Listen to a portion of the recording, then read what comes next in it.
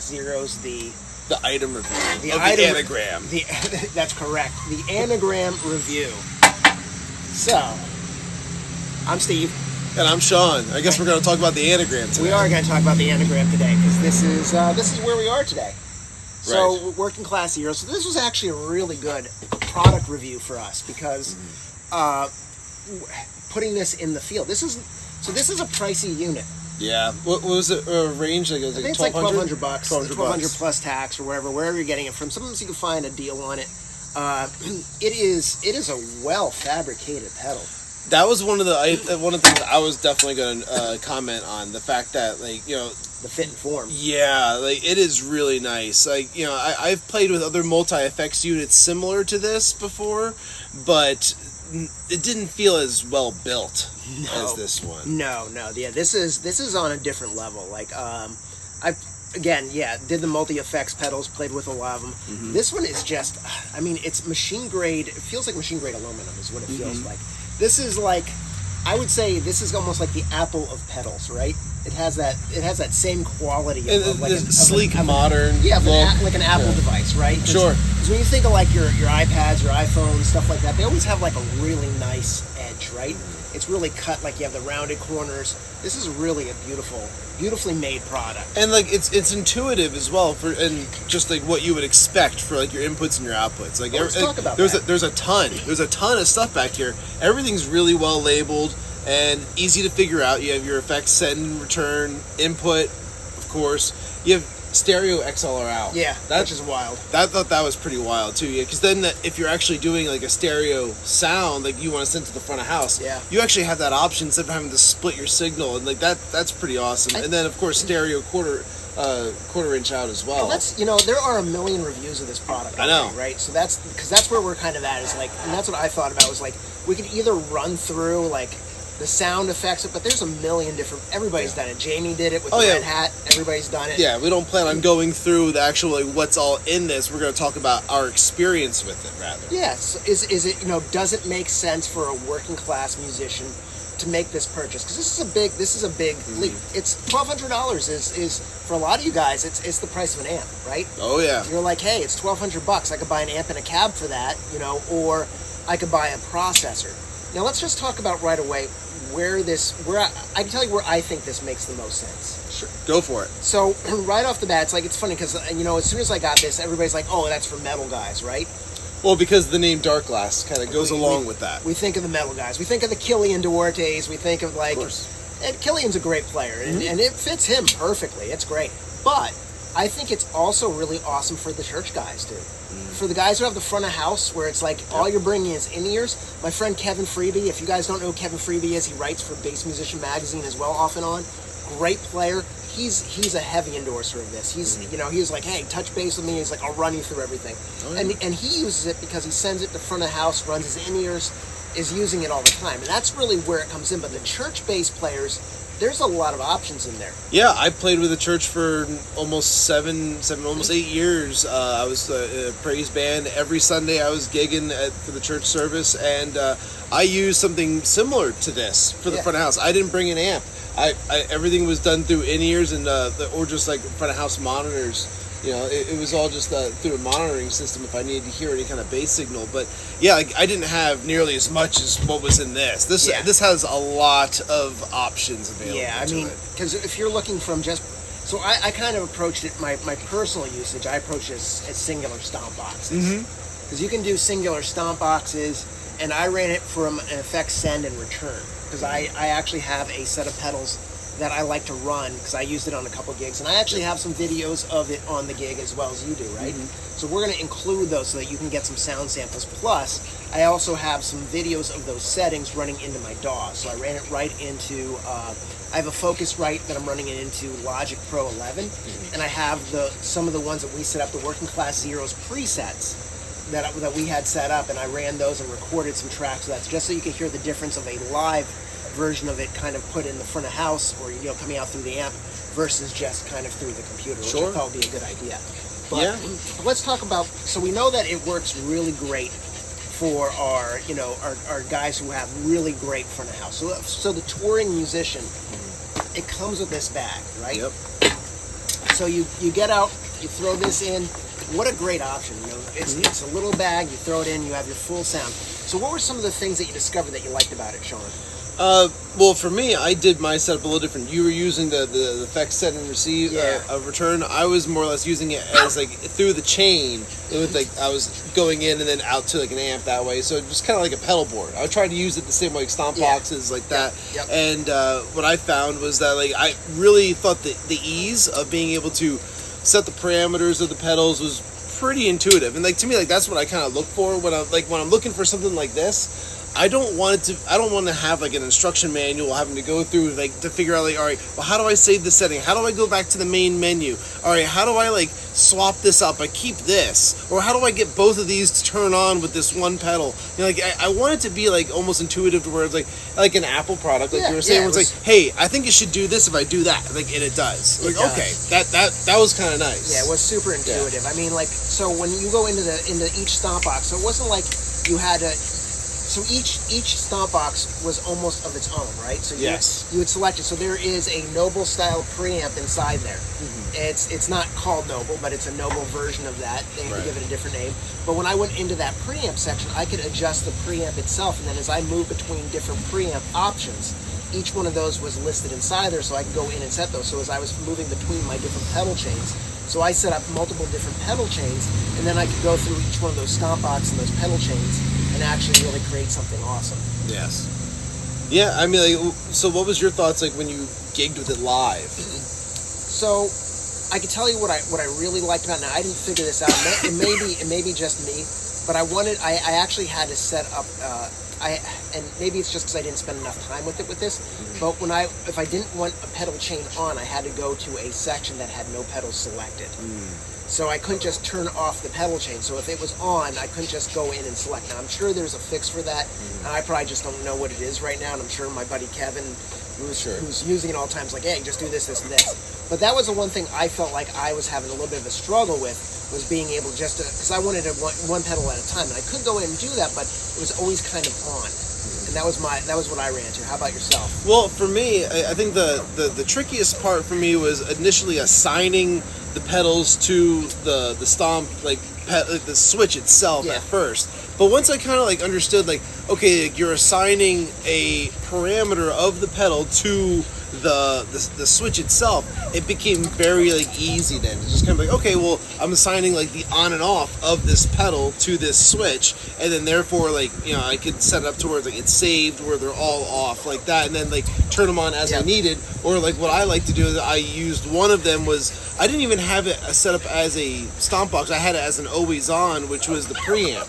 So the preamp was like always there, but it didn't take up any of the switches, which is nice. Yeah. You know, and for me, you know, like I told you before, I've always been like a Sans amp kind of guy. Yep. Sans amp was like the analog, and there's no tuners like that are built into a lot of those. And that was nice. Yeah, this one had that, because I always have to bring a tuner pedal with my Sans amp if I just want to go bare bones kind of signal like that. Okay, so you were saying that you felt like it was, you could set it up, you could kind of run through it without any problems, and it was just like, okay, I have this. Now, I think that's really one of the nice things about this device, is that it gives you a lot of functionality. There's a lot of it, almost too much at times, right? Sure. So that's where I ran to it, because I like it simple. You know, I don't want to press a lot of buttons. I want to have it set it and forget it. That's why I like the setup I have. Yes. It's because I want to just go with it. Now, if you're somebody who likes to tweak with your effects, you like to really get into, like, you're really setting up fabrics, right? You're setting up this fabric of sound, right? You have this idea, this concept. You can really customize, like, from song to song. That's why I'm saying, like, guys like Killian or Kevin would be like, okay, well, I have this set up because I'm doing this song, and it's going to have this fabric that goes with this, and this will really do it really well. And or even for the church guy, wants the preamp and maybe a little bit of dirt, and they have that setting, and they're like, okay, well, I have my in-ears, I have this, I don't have the amp, and the footprint for this is pretty nice. Oh yeah, that's a big selling factor. Just how small it is. It's compact. It's all one unit. It's one plug. Like that's without having like a power supply for a pedal board. Yep. Like typically you're either running multiple plugs, especially if they have different power requirements. Yeah. That could be a problem. Or like I was saying before, the pedal board where you have like a power supply, it just goes to one plug. But this kind of solves all of that. So I think an improvement on this device could be actually if they could somehow have a battery pack inside, it would be really nice. I thought about, in one of my situations, I was going to try it out, and I thought about running a computer battery. A computer battery that you have, like the external ones, you could actually plug that in and run it, and then that way you could move it around so you're not having to worry about a power strip somewhere. I was like, okay, well, I can set this out here, just set it on top of the computer battery, plug it in, and use it that way. So that would be a really cool feature if it had its own internal battery supply. Yeah, or even like a base, like you were saying before, like an aftermarket kind of like a base it sat on, and then like just plug it right in. Well, that's where I found that battery pack. Yeah, battery pack could do similar thing. You just kind of put like a big hard rubber case on that, call it a base. Well, that was an external. It's an external laptop battery. Is what it is, and basically I ran it. I tried it out to see if it would work, and it did work. Okay. But that would be, I think, less pieces. Again, it adds weight, so if you are worried about that and you want to keep it light, but I mean, man, it is beautifully made. Sure. And moving through the effects, I mean, moving up and down, I mean, it's basically you're just double pressing. Now, that I thought was kind of interesting. I ran into a little bit of issue getting my foot to tap. Now, I like the display, and the display is pretty bright. I could see it. I could see it from, I didn't have to lean down to like see what I was pressing, because I could easily read my presets, and you can see that one is actually working class zeros. I think that was our number one setting on there, which this one was built up of. It has, of course, our vintage tube preamp. It's got, I think we added in there an equalizer and a couple other little gain and some other stuff in there. And we actually added, so we did several of these, and I think I have a few that are just two pedals, and then it looks like you added a few in here too. Yeah, I added one. That was the one I was using when I was playing live. Yeah, I see it's SC Live. Yep. So that was your Working Class Zeros 5. And that's good. So that one only has, you have 4 effects in here. And obviously, like, as you add in more, there's a lot more options. So you can actually just slide across, and it's almost unlimited for how many you can actually add in there.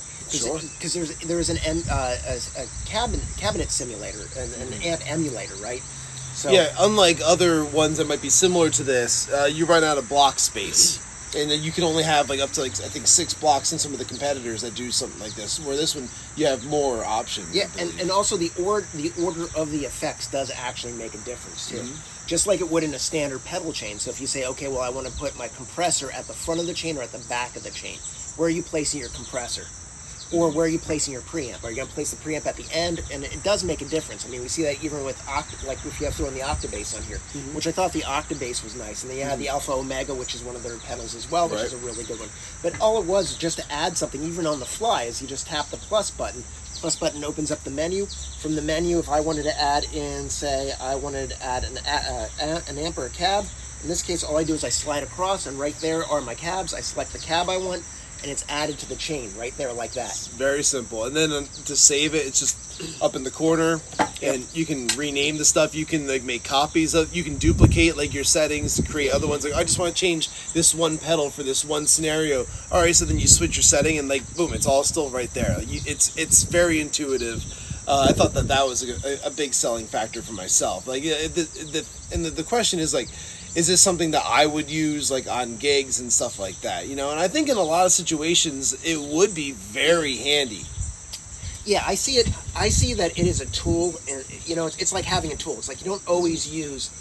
You might have a sledgehammer, you have a hammer, you might have a tack hammer, you might have a couple different hammers. But knowing which hammer to use, you don't use the same hammer for every situation, right? So if you have a sledgehammer, you're going to use it to break up cement, right? And if you have a hammer like you're going to tack up furniture, you're going to put some nails in, you're going to use that. You're not going to use a sledgehammer to tack up the furniture, right? No. Yeah. So I think this has its place. Now, I think if you are a working musician that's going to a lot of front of house, or you're not bringing an amp with you, or you're bringing a very small amp with you just to have enough sound, this is a really great option. Absolutely. It's worth it. You're going to love it. Yeah. If you are playing, if you have, say you're running like a full stack and you're not running a lot of effects, it might not be for you. If you're like, I run from the bass to the tube head to the cabinet, that's it. Then it's not for you. Right. And that's okay. It's okay for it not to be for you, because there is a lot of people that it's for. It's pricey though. I mean, it's $1,200. Yeah, that would be like one of the only like downsides for someone like myself. But like, you know, still at the same time, like, you know, if you see the value in that, because like I said before, like I used to play in a church. I played with a lot of front of house. I used to do a lot of work with theaters, just like yourself. Yeah. Therefore, it's like you're doing a lot of stuff with front of house. Or if you're playing like any kind of like tribute type scenarios, and there's front of house sound guys there, they usually want to have send them a good signal. For, like, you know, this is a great way to do that, and you can get all your effects nice and clean. I think even for the theater gigs, I mean, there's times that you want.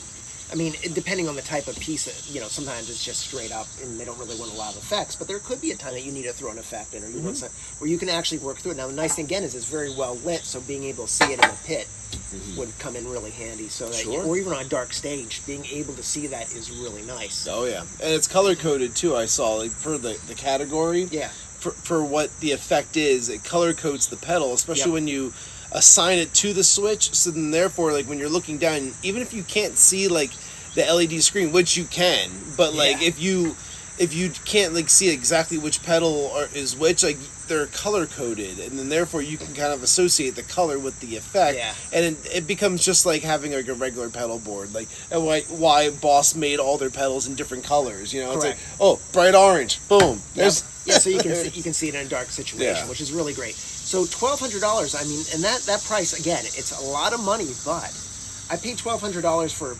other effects in the past that are made out of plastic or don't have this quality.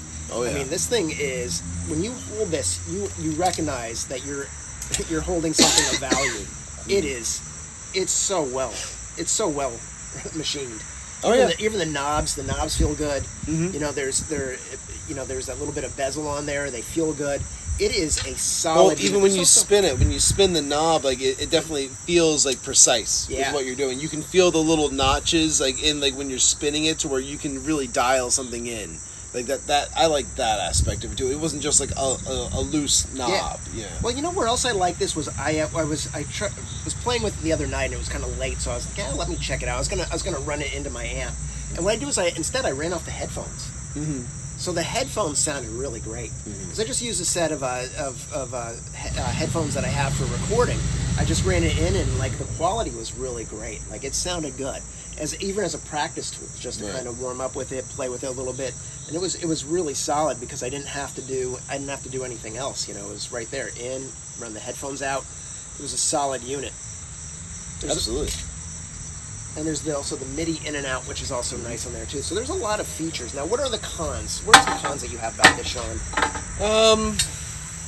I mean, like, I have a certain kind of like sound that I go for, and trying to recreate that, I was having a hard time just with my ear. My ear was like, my ear was leaning towards a certain type of a sound, and like I know there's lots of different options in there, and like, you know, if I had more time, I probably could tweak it enough to the point where I could get exactly the sound I was going for. It's going to take time. Yeah, I think that was probably the downside, in my opinion. Like the amount of time I was going to take to like create something I know I could just like grab something else and like get it right away was a little deterring. That would be a downside. So it's quick to figure out, but to dial in takes time. Yes. You got to gig with it. You got to spend some time with it. Yeah. I think you can make all the settings you want. That's super easy. Oh yeah. It's getting precise sounds. You got to actually take the time and set aside. So I had this conversation with Kevin again, calling out Kevin Freebie.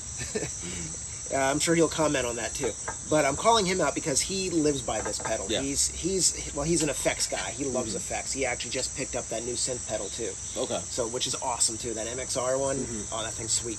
I think that's the one that Ian Allison has that he did. Yeah, it's with him, and he's it's an awesome pedal. So if you want to send that our way, we can review that as well. But this, he lives by this pedal. You know, it's always in his lineup, and he spent the time. And it really is, you're right, it's a time factor. If it is part of your lineup, it just is. There's a learning curve to get it a use curve versus a learning curve, right? Sure. Learning curve is quick. The use curve is like, okay, getting it into the set list. Okay, I'm going to use this one here. I'm going to patch through. And also, if it's going to be part of your lineup, if it's going to be the tool that you bring out to the gigs all the time, you're going to want to spend a lot of time with it. You're going to want to know it inside out, and you're going to want to be able to dial in the exact sounds that you want. So, you are going to invest the time into it. Like, we're doing a review on it, and we have a limited set of time to work with it. I was using it for a few days before having to take it on a gig to go and like get the experience of like trying it live. Yeah. And the live experience, it's a great tool to be able to use live. If I could have dialed it in more, I probably would have loved it. Yeah, I kind of was doing the same thing. Like, I got it for a few days, played with it, took it on a gig, and then I handed it over to you. And it was kind of the same situation. It's like, this thing's great, but I didn't have enough time to really make it part of my pedal chain. I didn't really have, like, I programmed in a few presets that I wanted. I was like, okay, this is great. Watch some videos on it. That's why, like, when I said to you, I was like, hey, there's a million videos of how to use this thing. So why do one more video of how to use it? Let's tell you why you want to use it, or why you don't. I think this could be right for a lot of people. And I think there's a lot of opportunity, because if you're going to spend the money on a multitude of pedals, because you're going to spend that for the amount of effects in here. If you buy 3 of those effects, you already paid for this pedal. Oh, sure. Yeah, if you were to buy like 3 or 4 like dark glass pedals, Dude, if you just buy the Noble. Sure, if you just buy the one pedal that's being like emulated in this, like that's worth. I spent $2,000 on my Noble. So there you go. Right there, it's already paid for itself. Plus some. You could have bought another pedal while you're at that. Yeah. And it as a DAW. So I know you didn't have a chance to play with this yet. Not as a DAW, no. But I did. I ran it in, and I was pretty impressed with that. I ran back through my sequences, and all I did was it's just drums and bass run through this, and they're extremely simple bass tracks because honestly, they don't need to be busy. You need to hear the quality of the texture of the tone, so that it's going to work for you. And that's all I did. I wasn't playing intricate or wild lines. I'm just trying to get sounds. So each one of those that I did is one of the presets that we were using for the Working Class Heroes. There you go. So I think we kind of got it. I think this is. I would say it's awesome. Yeah. Is it necessary? I think that's a could be. Could be. Yeah. I like the response of it could be, because like we said, there's a lot of scenarios where this could be very useful. It's not going to check everyone's box, but it could. It could. Yeah, it definitely could. Yeah, there's so many settings in here that it could. I mean, to be honest with you, even if depending on what you're using to record with, now this is where I found that this was really great. Is sure I was using Logic to record this, and there's a lot of fundamentals that I can adjust within Logic. But what if you're not using Logic? What if you're using GarageBand? What if you're using some other third-party application that doesn't give you a lot of functionality to sculpt your tone, right? Yeah. This will do it for you. So if you're using this for a live situation, and you're going and doing some session work, or you're just recording your bass in the house through an iPad, an iPhone, your computer, your PC, whatever you have that you're using, this is going to really help you. So there's a lot of fundamentals. For and think about even just the fact that you're saving on having to get like a Focusrite or any other type of like audio input device. Like this has USB-C like connection right here to it. Yeah. Connect it right to your PC. It does. It does. I ran it into the Focusrite through the balance. Sure. There's all different ways to do it. Yeah. There's a lot of options. So this is an answer to a lot of different questions, right? Oh yeah, absolutely versatile. That's the real takeaway when it comes to any type of multi-effects unit. You're going to get versatility. It's one of those things that it's got a lot of different sounds in it, and this one actually checks a lot of the boxes as to really emulating them very well. Yeah, it does. Compared to some of the other like multi-effects units that exist out there, where they get really close to it. That maybe it's not like a perfect recreation, but like this one's really close. Yeah, it's almost, you almost can't tell the difference. There's times I was listening to some of those and I'm like, this is right on the money. I was like, this is there, and they did a really nice job with it. They really did. Again, I think it is the right tool for the right job. You just have to decide, is it the right tool for your job that you're doing? Yeah, you're the working class musician. And this is for you. So we're speaking to you guys, the working class zeros out there. Because you're the guys that are doing the gigs. You're out there working at the church. You're out there playing the bar gig. You're out there playing the garage. Yeah. You know, this could be the right tool for you. Yeah. Some of your pedal boards probably cost more than this. Probably, when you put it all together. Yeah. You can sell off a few of those pieces and get this. There you go. Or And not. you have more. Or not. You know, right tool, right job. That's right. Well, I think that pretty much sums it up. Yeah, right? I agree. If you have any further questions around this product, you can always reach out to, of course, Dark Glass, but we could also answer some of those questions for you too, Sure. because we actually have an email address if anybody wants to use it. We're the workingclasszeros@gmail.com. Simple. So if you want to send it out to us, let us know if you have any questions, or if you have follow-up questions that maybe you want to hear us talk about something else. Of course, we have a Working Class Zeros that we have to do that's not just a product review, Right. but we have some other product reviews coming for some of the other effects. Now, what I like about us doing this is that, of course, you have your pro level guys out there that are using these on tours. We're not touring. No. We're playing the tri-state area. So, and that's what we're doing. We're not taking it to Europe. We're not taking it to South America. We're taking it to the bar. We're taking it to the church. We're taking it to, the banquet hall. We're using these, and we're using them hard, because we're playing like 3 to 4 hour gigs. Yep. So it's not a 20-minute gig where I need a few sounds or an hour or 90 minutes. We're doing 3 to 4 hours of gigging on these devices. And you're going to get true firsthand experience from people who are gigging and utilizing the products firsthand. And it has to make sense, because and I'm sure like you, we think the same thing. If I buy this, what am I not buying to have this, right? So it has to make sense. It has to make sense. It can't just be a product that you're going to buy, because if it's that expensive, it's like you buy the bass. Well, are you going to buy a Federa, or are you going to buy a Fender? Sometimes you have to say, well, do I need a car payment, or do I, what am I going to do? So we're going to come at it from that approach of like, does it make sense? Absolutely. So, all right. Well, thanks, guys, and thank you, Bass Musician, for hooking us up and letting us try this out. It was a really great experience. Absolutely. I love this pedal. I think it's a really great idea. Again, fit and form is beautiful. Oh, yeah. Love the Carrying case. case, Love yeah. the case, man. Great.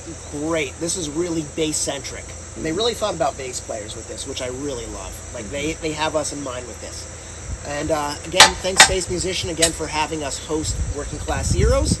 This was Working Class Zeros, the product review. There you go. The search for more money. Just kidding. That's Spaceballs too, which is coming, by the Yes, way. it is. Thank you, Bell Brooks. Thank you. Yeah, national treasure. Yes. All right. Thanks again for watching us, and we'll check up with you again. My name's Steve, And I'm Sean. and we're the Working Class Heroes. Take care. All right.